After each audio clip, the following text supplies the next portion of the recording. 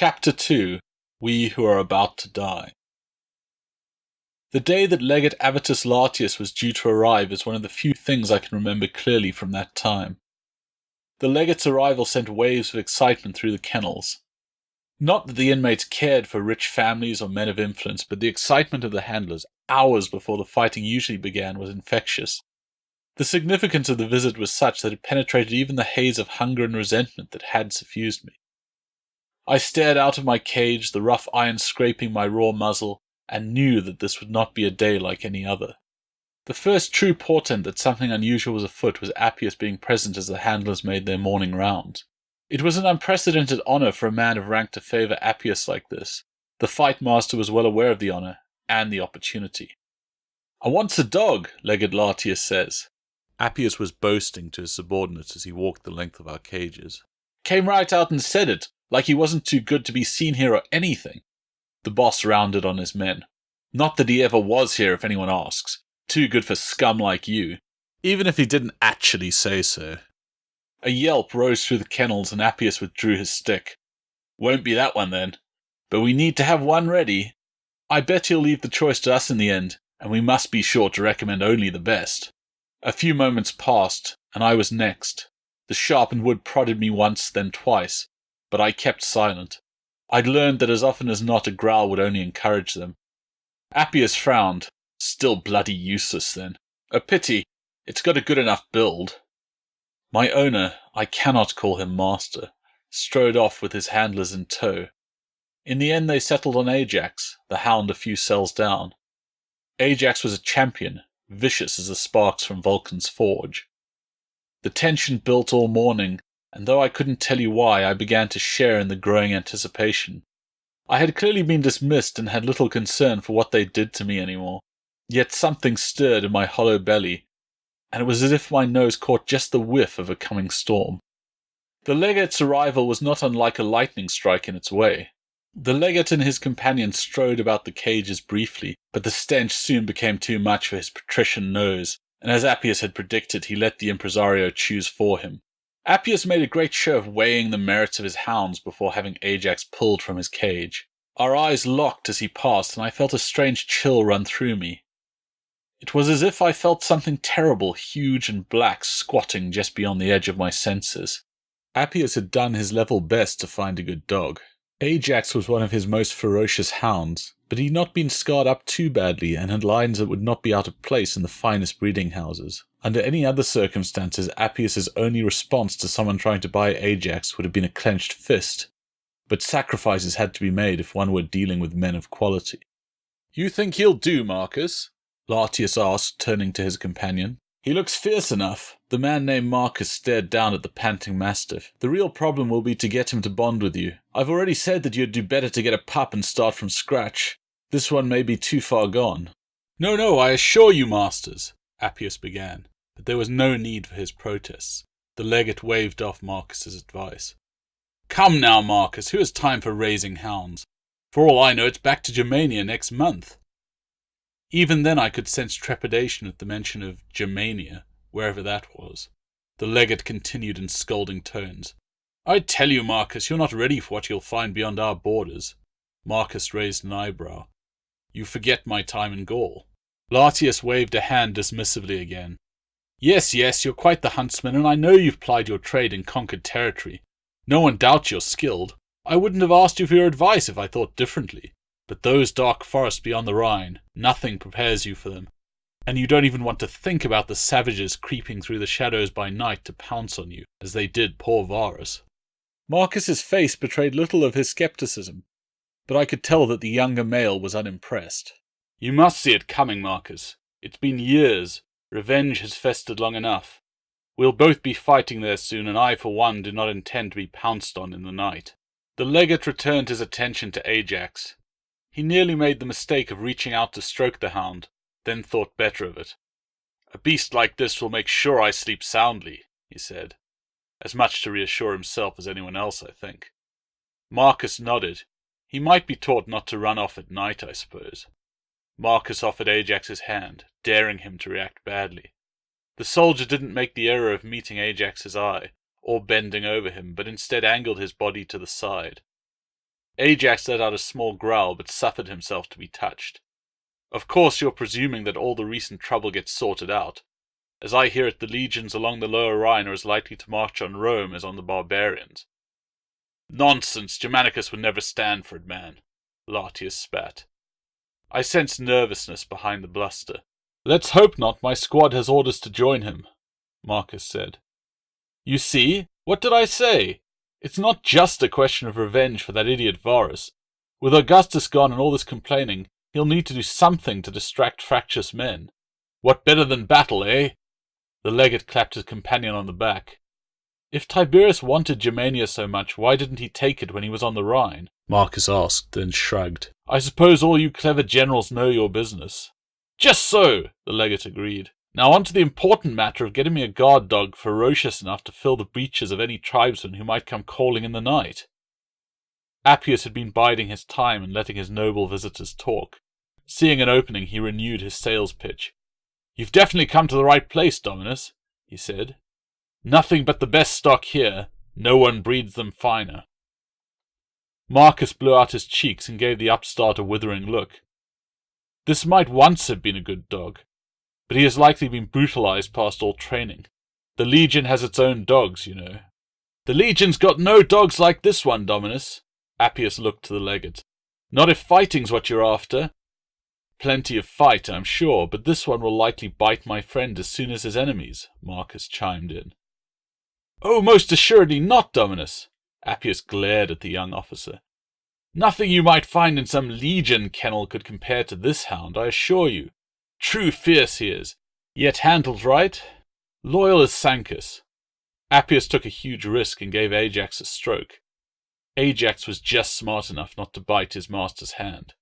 You are free to assure us all you like, but once coin is spent we have nothing but the weight of your words left, Marcus reasoned. Oh, enough! Latius's tone brooked no argument. I've decided to buy a dog here, and that's it. The brute looks to me like he will serve. Do you have any sound objection as a hunter, or will you keep harping on? Marcus made a dismissive gesture. Do as you like. It looks healthy enough, though I cannot speak for its more spiritual qualities, coming from a place like this. What about it, Appius? Latius asked. Is there fire in this one? Appius restrained his first indignant response and asked, Do you doubt it? This is my most spirited dog. The very terror of the fighting pits he is. Why else are you here? Latius nodded. I'm aware of your reputation, but I want to be sure I have your best here. My word on it, Dominus. Good, good. Though as my friend says, I think we'll need a little more before I part with the coin you mention.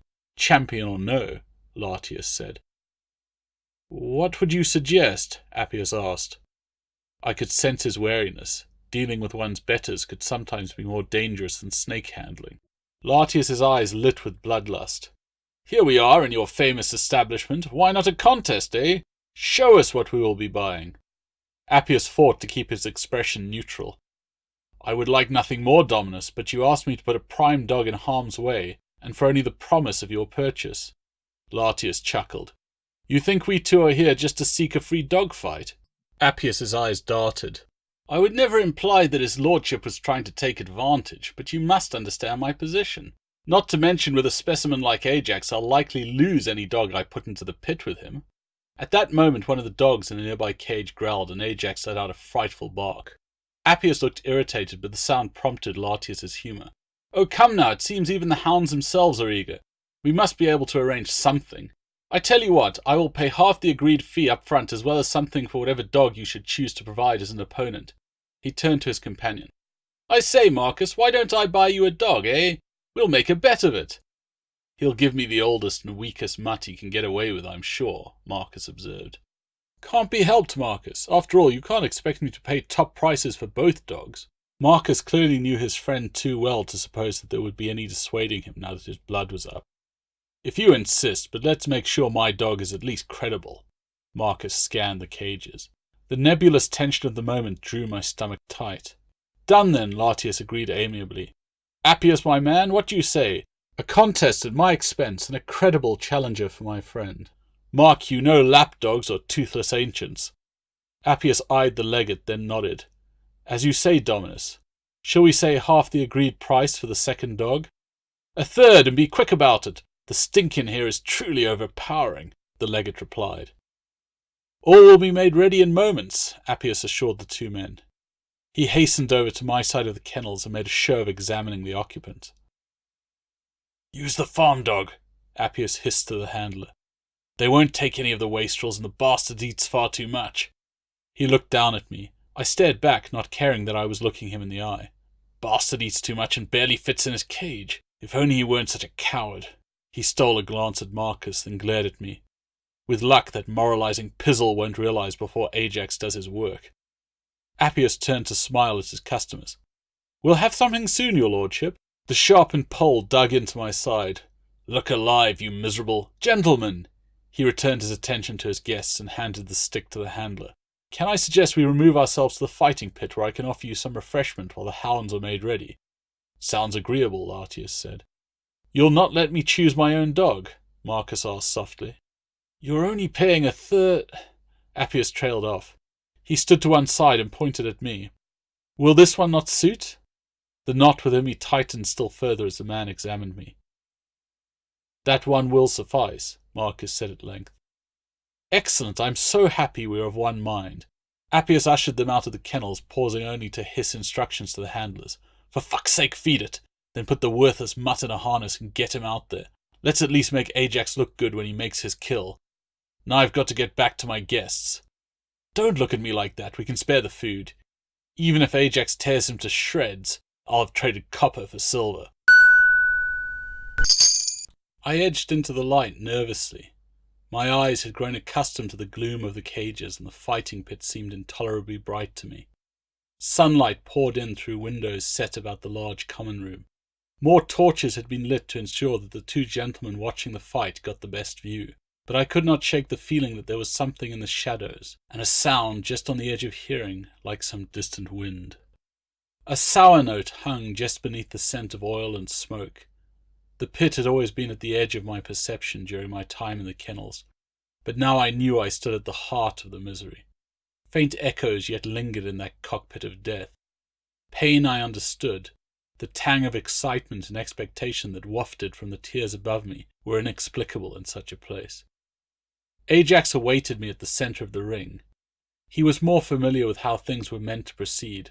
As soon as he saw me, his handler had to strain against his frantic lunges. The ring was filled with the sound of his frenzied barking. The wooden walls caught the sound and echoed it back to me, so that it seemed I was being challenged by 100 hounds. A few months before, I might have barked back or given ground before the older male, but now I did neither. The food in my belly brought back a whisper of the dog I had been, but too much had passed for me to be easily baited or intimidated.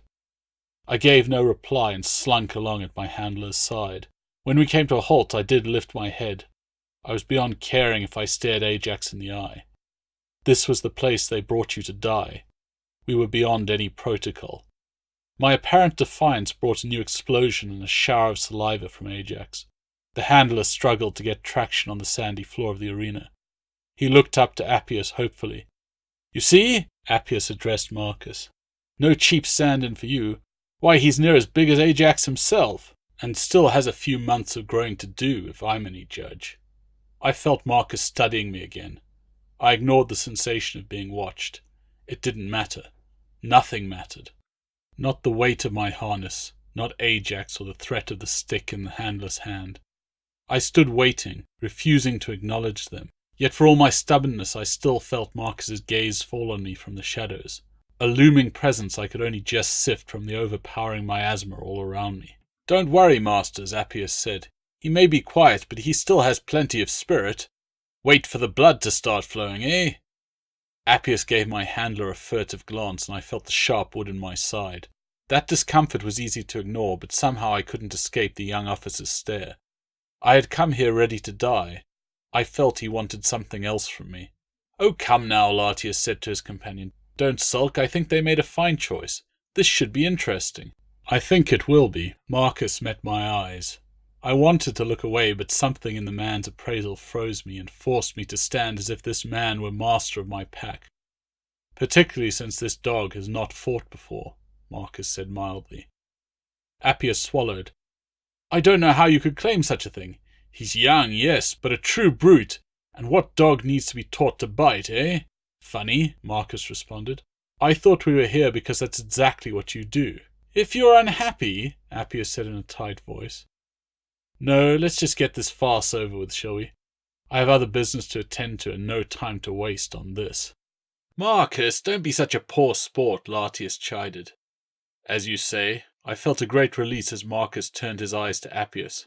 I am satisfied, dog master. Appius didn't let the tone faze him. Then, gentlemen, let us watch Ajax at his work. As Marcus had guessed, I had no experience of a formal match. I'd fought my own corner against other dogs more than once in the kennels, and endured all manner of abuse as they tried to toughen me up. But I had little experience of the speed with which an unsupervised contest happened. There was no setup, no control. With a flick of his wrist, the handler slipped Ajax's leash and the big mastiff cannoned towards me. My own handler didn't even bother to try to disengage my leash. Instead, he gave a yelp and ran from the howling blur of fang and blade that was descending on us. I had no time to register anything before Ajax hit me. There was a hollow sound as our bodies met, and I felt my bones bend under the impact.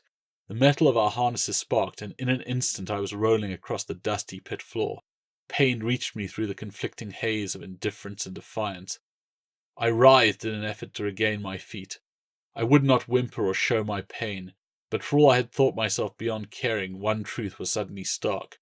My life hung in the balance, and I found I had no wish to lose it. Blood ran hot against my side, and each movement brought a twinge.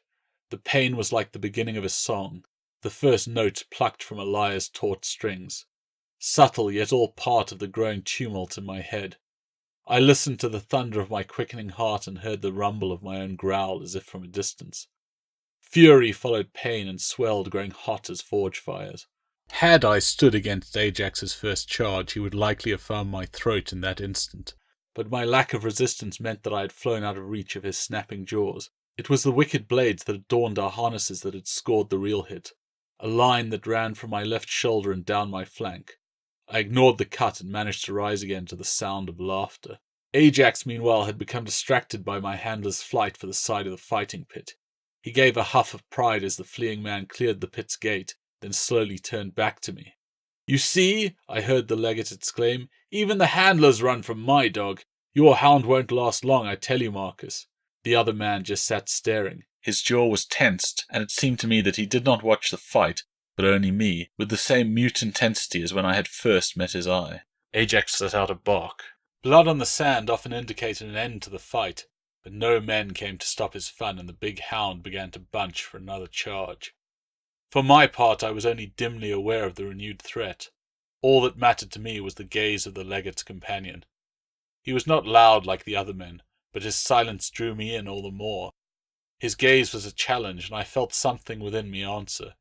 For an instant I dared to stare back.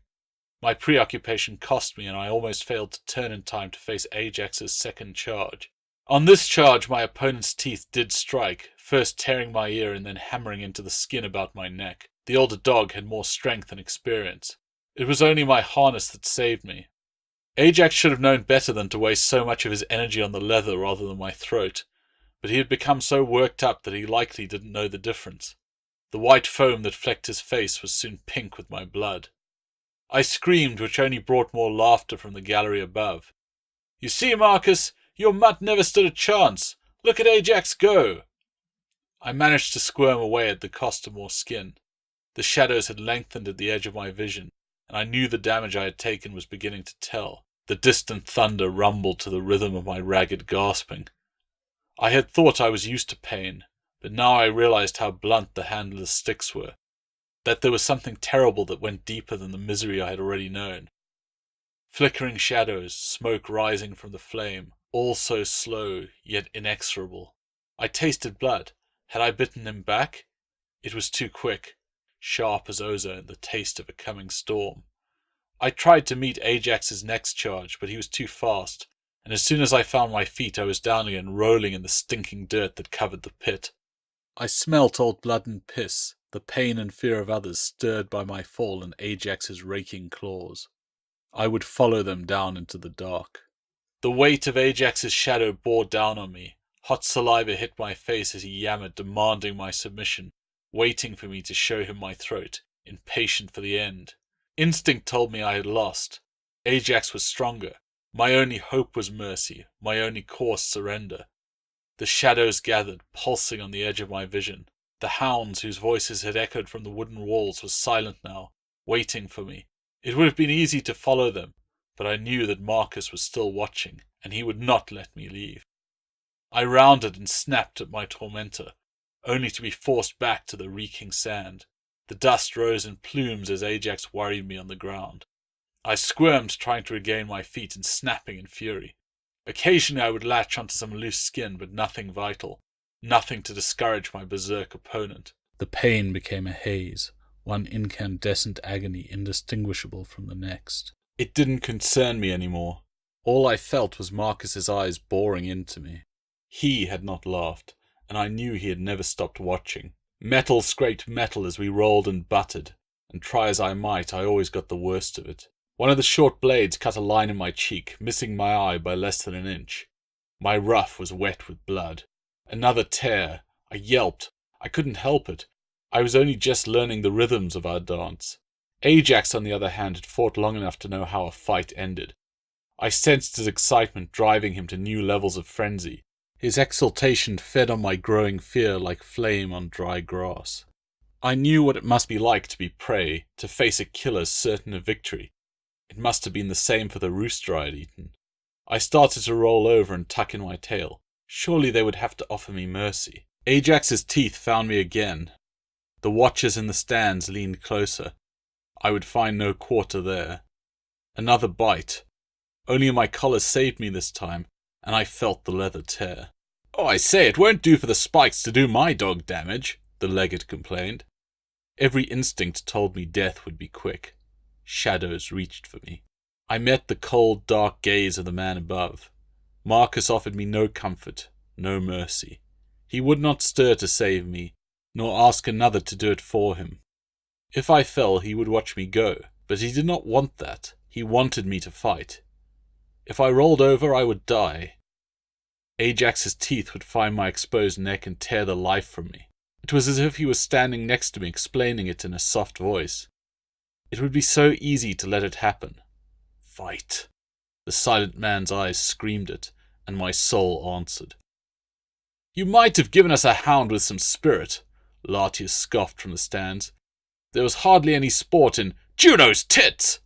I rounded on the larger dog, striking like a serpent from the ground. In a single roll I had reversed our positions, and now the fearsome Ajax stared up at me from his back.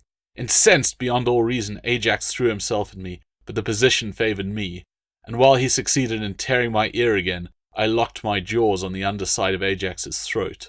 I tasted his rankness. My tongue recoiled from his lank, unwashed pelt, but I bit down regardless. The blood was sweet enough. I felt the rattle of air in his throat and the small explosions as my teeth punctured the windpipe. I knew all too well what the dog beneath me felt.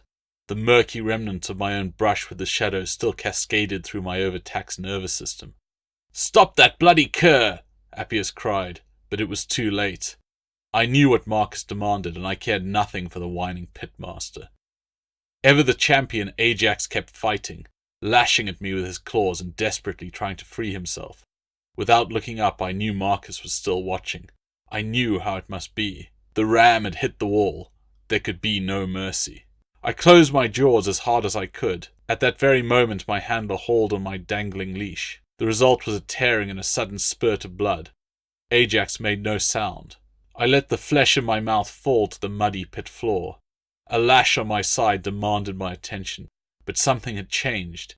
It was not fear or despair, but an unfamiliar anger that spurred me to turn on the man holding the whip. I felt my spirits swell as my abuser flinched back despite himself. I took a step forward. I was still not certain about what I would do. The rage ran through me in full flood, but caution still tugged at me, telling me this was a fight I couldn't win. The whip lashed out again. The man had regained himself and was looming over me. Before I could decide on my response, Marcus was over the pit wall and bearing down on the handler. The lightness of my soul increased. I knew he shared my anger. I felt sure he would fight with me. My lip curled and I looked to Marcus for his lead. I saw the warning in his eye. One glance was enough to douse the fires of my rebellion, but I also felt a deep betrayal. How could he hold me back? How could he give me the strength to kill and then deny me? Marcus bared his teeth slightly as if he'd read my thoughts, and I wilted before him. He turned his attention to the man with the whip. You will not beat my dog. Marcus held out his hand for my leash.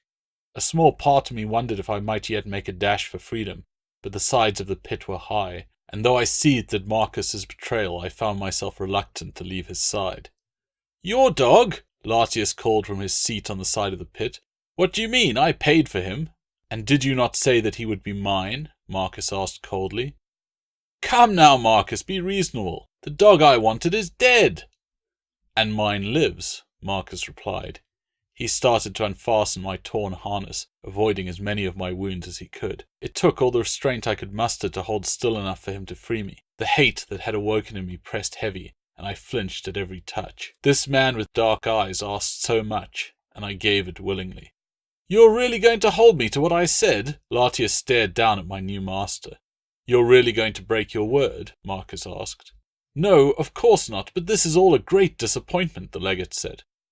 A disappointment? Appius spluttered. He was red-faced and clearly struggling to modulate his tone for his august visitors. That hardly seems a sufficient description. I'm sure you will see that I'm the one out of pocket here. You can't expect me to lose not one but 2 dogs for anything less than the agreed price. You expect me to pay for a dead dog? Latius asked. The legate's lip curled in a sneer. Yes, I do, and for the dog that killed it, Appius snapped, too upset to mind his manners with his new patron. How else shall I make up the coin I have lost through this adventure? You might sing for it, Latius suggested. Or perhaps you know the arts of the catamite. I expect you've learned all manner of ways to employ that wagging tongue of yours. What? Appius's eyes bulged. I recognized the bile behind the look he gave the legate. If you saw it in the kennels, it meant death. I'll remind you that I am master of this house.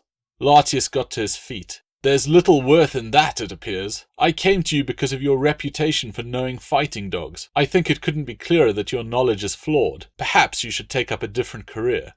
Appius's mouth worked like a fish's as he sought for words. You asked for the fight, he spluttered again. You think these things are ever certain? The legate started to move past him, but Appius caught his sleeve. You said you would pay. And I will pay what was promised. As to the matter of your other dog going cheap, I suggest you ask the man who now owns it about the situation. But me, I'm done. Latius raised the hem of his toga to his nose. I'll get my dog from the Legion breeders, as I should have done in the first place. The legate reached into his robe with his free hand and drew forth a purse. He shook a few silver coins onto his palm and flung them into the pit. There, let neither of you say I'm not a man of my word. Latius turned to leave, then paused.